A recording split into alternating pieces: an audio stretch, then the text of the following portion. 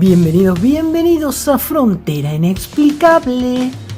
Si algo le podemos admirar a los antiguos sabios, ya sean expertos en ingeniería, arquitectura o matemática, es que gran parte del conocimiento era esotérico, es decir, oculto a las masas, pues el conocimiento es poder. Los actuales científicos se resisten de creer que hay descubrimientos antiguos que son imposibles de replicar, desde las asombrosas construcciones hasta el cemento que usaron o la alquimia que ya manejaban como expertos, o como hace 50.000 años atrás una simple aguja de coser. La enigmática aguja fue descubierta en la cueva de Sinovana del macizo siberiano de Altai, cueva considerada una mina de oro con respecto a los grandes secretos del origen de la humanidad que se encuentran. Ya se había descubierto un hermoso brazalete cuidadosamente tallado, pulimentado, con un pesado colgante en medio que pendía de una correa de cuero. Un asombroso ejemplo de un hábil artesano prehistórico con nada que envidiar a un actual joyero moderno. En la actualidad estamos acostumbrados a estar rodeados de cemento y hormigón armado en las grandes urbes y hasta en una casa simple del campo. Sin embargo, en la antigüedad hay ejemplos de cementos que son imposibles de saber cuáles fueron sus fórmulas exactas y que aún siguen intactos, aunque hay restos de cemento no aceptados por la ciencia, como en el caso de las pirámides de Kosovo, de su descubrimiento en 2005 por el Dr. Sam Osmanagic, director del Centro de Antropología y Arqueología de la Universidad Americana de Bosnia y Herzegovina. Se han puesto trabas al complejo de las pirámides de Bosnia por los arqueólogos convencionales, hasta que la evidencia científica reciente ha demostrado todo y es imposible negar la autenticidad de esta historia del descubrimiento. Sin embargo, nadie quiere hacerse cargo de lo que significaría y principalmente su asombroso cemento constructivo. 5 diferentes institutos independientes de análisis de materiales confirman que las pirámides de Bosnia contienen una alta calidad de materiales de construcción de hormigón. La muestra está basada y se compone de un cemento geopolímero calcio-potasio y se puede discernir que no es moderno de hormigón, sino más bien como una técnica utilizada por los egipcios hace 3.500 años. Y ese fue el problema, insistir con el geopolímero egipcio, porque a los científicos e historiadores de Egipto le dan por los nervios tocarles sus teorías absolutistas, como si Egipto antiguo les perteneciera. Quizás por ello los romanos, el pueblo antiguo más práctico del mundo y conocido por apropiarse de cualquier descubrimiento que les sirva, usaron desde siglos su propio cemento, cuya constitución química sigue siendo desconocida y controvertida. El opus cementitium o hormigón romano es un tipo de material de construcción hecho de mortero, de piedras, de todo tipo, de residuos, por ejemplo, que tiene la apariencia del hormigón. La mezcla se hacía a pie de obra, alternando paladas de morteros con guijarros. El yeso y la cal se utilizaba como aglutinantes. Se preferían cenizas volcánicas llamadas pozzolanas o arenas de pozo cuando podían ser conseguidas. La pozzolana es el hormigón más resistente al agua salada que el hormigón moderno, aunque no en todos los casos. El mortero puzzolánico utilizado tiene un alto contenido en alumina y sílice. La toba volcánica fue utilizada a menudo como agregado.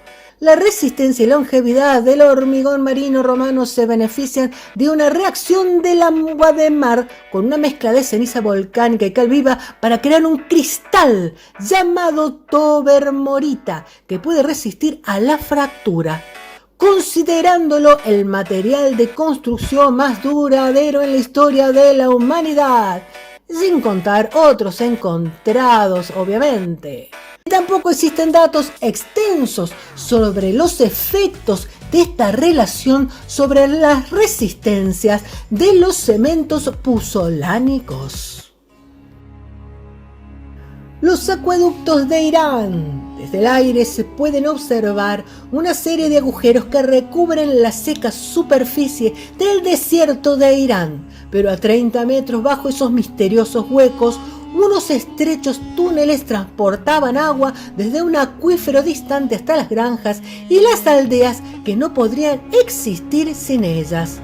Estos acueductos subterráneos, llamados qanats, son maravillas de la ingeniería de 3000 años de antigüedad y muchos de ellos todavía se utilizan en Irán. Los obreros excavaban los qanat con sus propias manos y a veces tenían una distancia de hasta 64 kilómetros.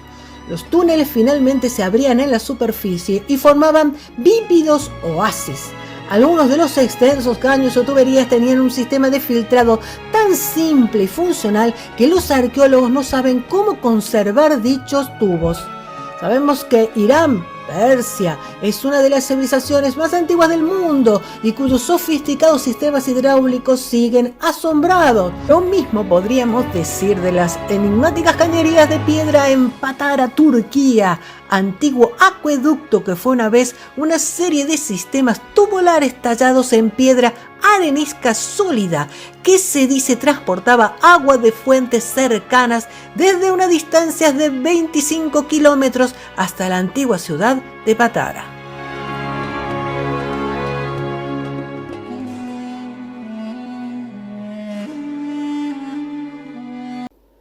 El famoso pilar de hierro de Delhi, entre todas las magníficas construcciones e ingeniería de India, también nos deja asombrados ejemplos de conocimiento como es este pilar de hierro de Delhi. Es un importante testimonio en la historia de la siderurgia y muestra el alto nivel de conocimiento y sofisticación de los antiguos herreros indios en las técnicas de fundición del hierro. El pilar fue elaborado durante el período del emperador Chandragupta durante el siglo IV y está conformado con hierro forjado y posee una elevada dureza, un 99.3%. Esta singular e inusual característica de pureza y formación de una capa compacta de protección de muy baja porosidad, misagüite y ferroso ha permitido que la estructura no haya sido afectada por el proceso de corrosión, no habiendo sufrido las consecuencias de la oxidación, pese a haber permanecido a la intemperie unos 1600 años. Más allá del sentido de dominación, es una declaración de los antiguos alquimistas y sabios del pasado de India, donde nos dicen: sabemos más de lo que ustedes creen.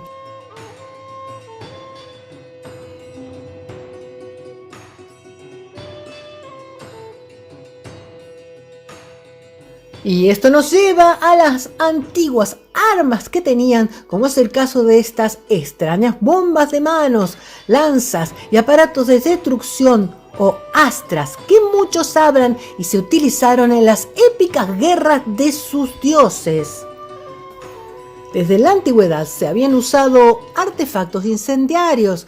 El Imperio Romano de Oriente cuenta que el fuego griego, una invención bizantina del siglo anterior, no solamente podía usarse con un lanzallamas, sino también en jarras de piedra y cerámica.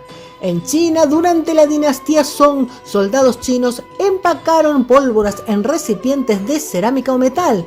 El conocimiento de la correlación química de los elementos surge y se va implementando en la medida que los conocedores lo propagaban y por los grandes sabios y escritores de la antigüedad que decían que eran reacios a hacerlo.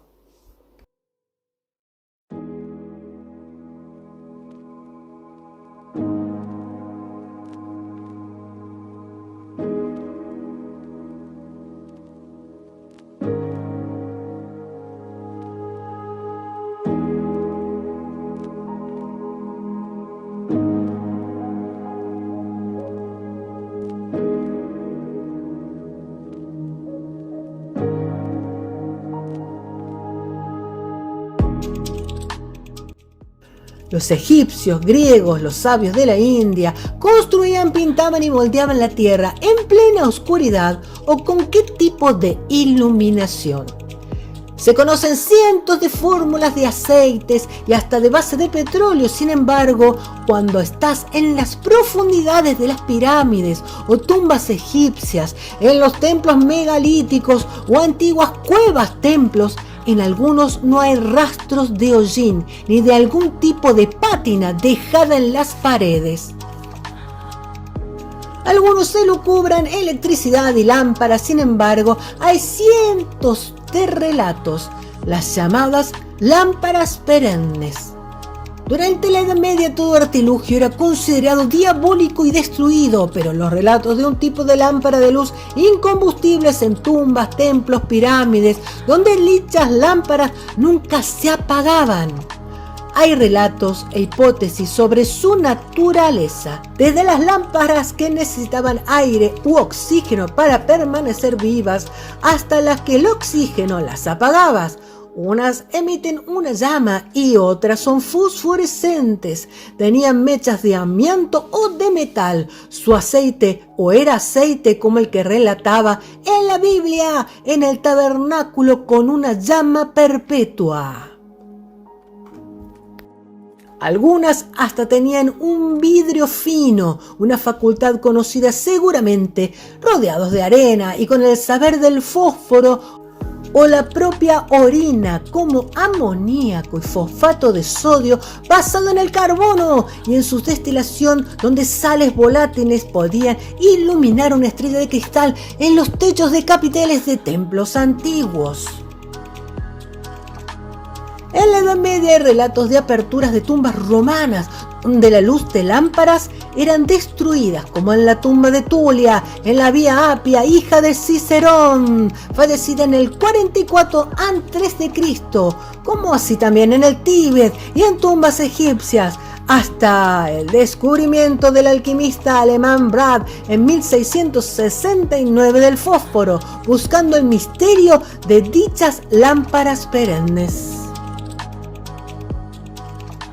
Si los egipcios o en la antigüedad conocían la electricidad, se lo llevaron a la tumba, literalmente. Dichos frescos solo podrían ser reales si se encontrara el sistema intacto en algún lado, si no fue destruido miles de años de robos de tumbas o búsqueda de reliquias rentables.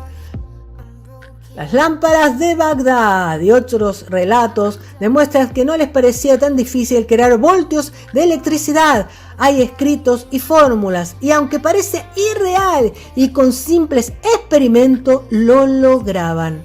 Ahora bien, ¿para qué usaban la electricidad? Las famosas pilas de Bagdad fueron encontradas en una tumba en 1936 durante una excavación en la colina de Kuyut Rabwa, una aldea del suroeste de Bagdad, Irak, fechados en el periodo de los partos, casi 500 años entre 2048 a.C. y 2026 después de Cristo. El objetivo de estas baterías era proporcionar la electricidad necesaria para realizar galvanización con oro y plata, aunque hasta el momento no se ha encontrado ningún objeto antiguo galvanizado. Hay múltiples experimentos al respecto, como los del famoso Ravi Mohan y los teóricos de los antiguos astronautas. En 2003, durante la invasión de Irak, el Museo Nacional de Irak en Bagdad fue asaltado y saqueado. Durante aproximadamente 3 días, muchas de las piezas de incalculable valor histórico fueron destruidas y robadas. Este es el caso de las baterías de Bagdad. Supongo que algunos de los grandes millonarios en sus secretos museos la tendrá. La solución hubiera sido ideal en saber quién era el dueño de la tumba y para qué necesitaba dichas pilas. Y la otra es reencontrar otras pilas que al estar en jarrones podrían pasar como simples vasijas. ¿Para qué necesitarían electricidad si no hay rastros de galvanización en joyas? Para cargar algo, simplemente, ya sea iluminar o cargarlo magnéticamente para energizar templos o hasta símbolos religiosos o estatuas. Existe una leyenda que las famosas pirámides en su esplendor emitían una luz radiante en sus cúpides piramidiones doradas, y hasta que generaban sonidos a ciertas horas del día como hermosas melodías. Y por último, y para terminar, las lentes. En 1927, en Knossos, la isla de Creta, Forsdyke encuentra una caja con 6 lentes convexas, la mayor de 2 centímetros de diámetro y de 10 aumentos 10x. En el año 1928, el arqueólogo Beck encuentra lentes planos convexas y biconvexas, procedentes de la antigua Mesopotamia de más de 3.000 años antes de Cristo. En Creta se hallan lentes biconvexas de una antigüedad comprendida entre los años 3000 y 1200 a.C. Sin embargo, estas lentes no fueron auxiliares de la visión, sino que fueron utilizados como objetos sagrados para encender fuego. En el siglo V a.C., los griegos, romanos y árabes conocían las propiedades de los espejos, cauterizaban las heridas con lentes. Para encender también utilizaban una esfera de vidrio llena de agua denominadas cristales encendedores. Las lentes positivas en la antigüedad fueron utilizadas también como lupas de aumento. Son numerosas las lentes encontradas que tienen una gran antigüedad. Hasta aún los antiguos vikingos las tenían. Los hallazgos arqueológicos demostraron que fueron utilizadas para hacer pequeñas inscripciones que aparecieron en objetos tallados en las esfinges de la tumba de Minos en Egipto. El arqueólogo británico Sir Austen Henry, en sus excavaciones en el palacio de Kalkú, en la antigua capital de Asiria, más conocida como Nimrud, situadas a orillas del río Tigris, descubrió la primera lente de la que se tiene conocimiento, datada en el año 700 a.C. Una de las superficies de la lente es plana y la otra convexa, y tallada a partir de un fragmento de cuarzo de gran pureza. Desde China, India, Egipto, Grecia, etc., no desconocían el tallado lentes de vidrios, ya sea para ver mejor, para cualquier experimento que se les ocurriera, y eso no hace ninguna diferencia. Tecnologías pasadas que demuestran que el conocimiento es inherente al hombre y la curiosidad científica, su principio vital de evolución. Esto es todo aquí en Frontera Inexplicable. Nos veremos nuevamente para saber más sobre todo aquello que cruza la frontera. Y no te olvides, dale like, comenta, comparte y suscríbete.